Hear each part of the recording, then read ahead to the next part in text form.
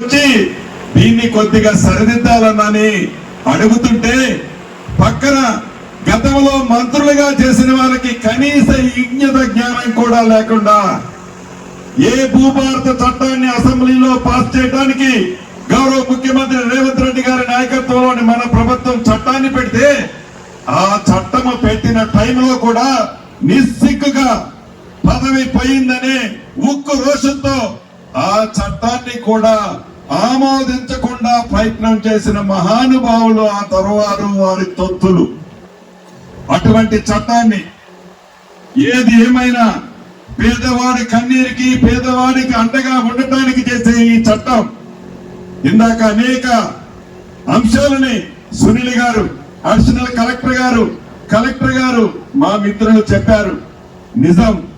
అవే కాదు, ఈ చట్టం దేశంలోనే రోల్ మోడల్ చట్టం కాబోతుంది. ఈ చట్టంలోని ఒక 4-5 అంశాలను చెప్తున్నాం.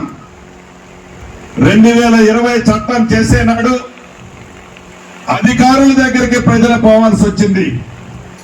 2025 మన భూభారత చట్టం చేసే నాడు అధికారులే మీ ఇంటి దగ్గరికి వస్తున్నారు. ఈనాడు ఆనాడు అప్లికేషన్ పెట్టాలి అంటే 1000 రూపాయలు కట్టాల్సి వచ్చేది.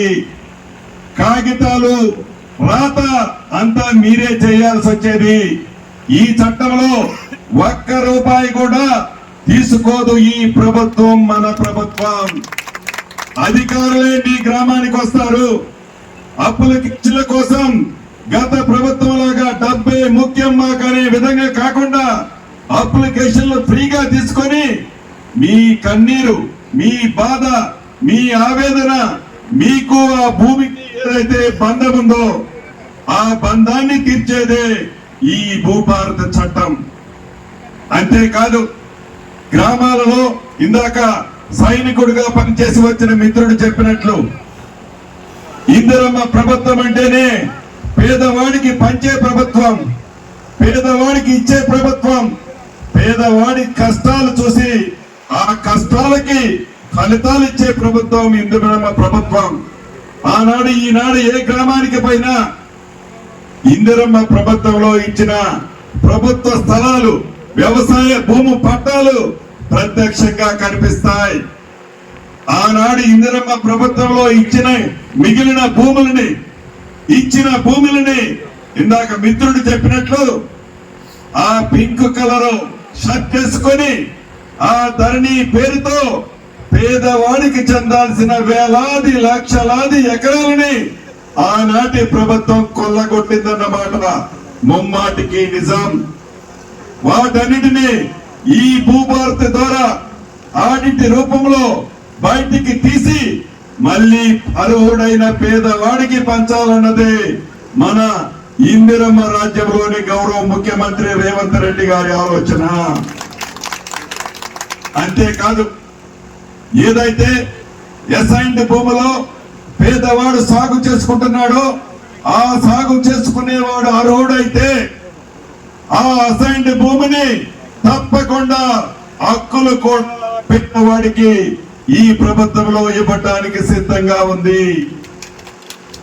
అంతేకాదు, ఆనాడు అర్ధరాత్రి రెవెన్యూ వ్యవస్థని భ్రష్టు పట్టించే విధంగా విఆర్ఓ వ్యవస్థని ఒక్క కలము పోటుతో ఒక్క అధికారి చెప్పిండని ఒక ఊళ్ళో ఆ దొరవారి మాట ఆ విఆర్ఓ వినలేదని ఆ వ్యవస్థని కుప్ప కూల్చిన ఆ మహానుభావుడు తీసుకున్న నిర్ణయాన్ని మన ఇందిరమ్మ ప్రభుత్వంలో ప్రతి రెవెన్యూ గ్రామానికి ఒక రెవెన్యూ ఆఫీసర్ని, ఉద్యోగస్తుడిని తప్పకుండా పెడతామని చెప్పి అన్న ప్రకారం ఈ రెవెన్యూ సమస్యల భవిష్యత్తులో రాకుండా ఉండే విధంగా అర్హులైన వాళ్ళని మళ్ళీ తిరిగి ఆ వ్యవస్థలోకి తీసుకొచ్చి పేదవాడికి ఆ రెవెన్యూ గ్రామంలోనే ఏ కష్టం వచ్చినా అక్కడే శాశ్వతంగా పరిష్కరించే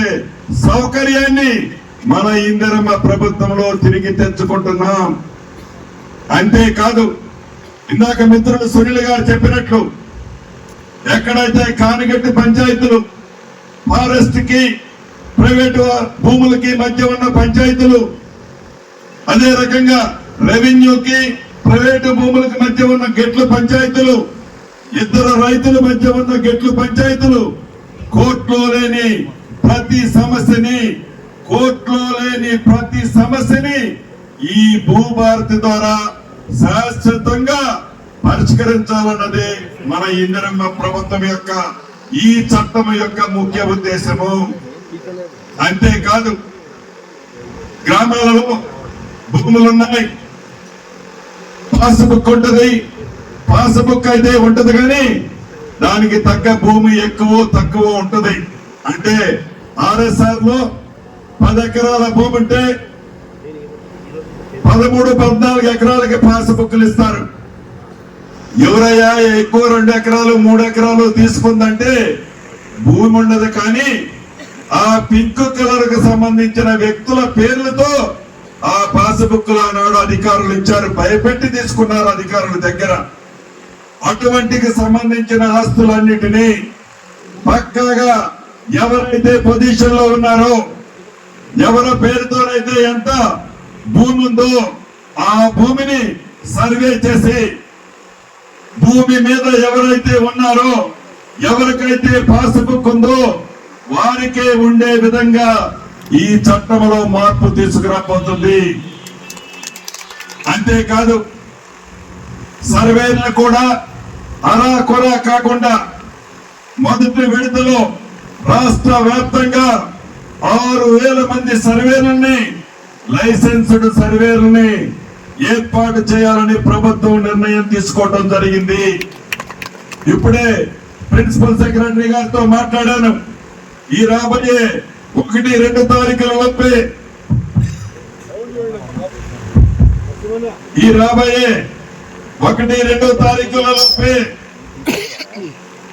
ఈ లైసెన్స్డ్ సర్వేలు ఏ జిల్లాలో, ఏ మండలాల్లో, ఏ గ్రామానికి సంబంధించిన ఎంత మంది కావాలనో అక్కడుండే భూమి విస్తీర్ణ బట్టి అధికారుల్ని, లైసెన్స్ సర్వేలని సెలెక్ట్ చేసి వాళ్ళకి పూర్తి తర్ఫీదు ప్రభుత్వం ఇచ్చి వారి చేత సర్వే చేపించి రిజిస్ట్రేషన్ టైంలో ఏదైతే వారు ఆ సర్వే మ్యాప్ను పెడతారో ఆ మ్యాప్ మీద గవర్నమెంట్ సర్వే సంతకం తీసుకొని వారి డాక్యుమెంట్ తో పాటు ఆ సర్వే మ్యాప్ ని కూడా కంప్యూటర్ లో అప్లోడ్ చేయడం జరుగుతుందని కూడా ఈ వేదిక ద్వారా రాష్ట్రంలో ఉండే రైతన్నులందరికీ తెలియజేస్తున్నాను.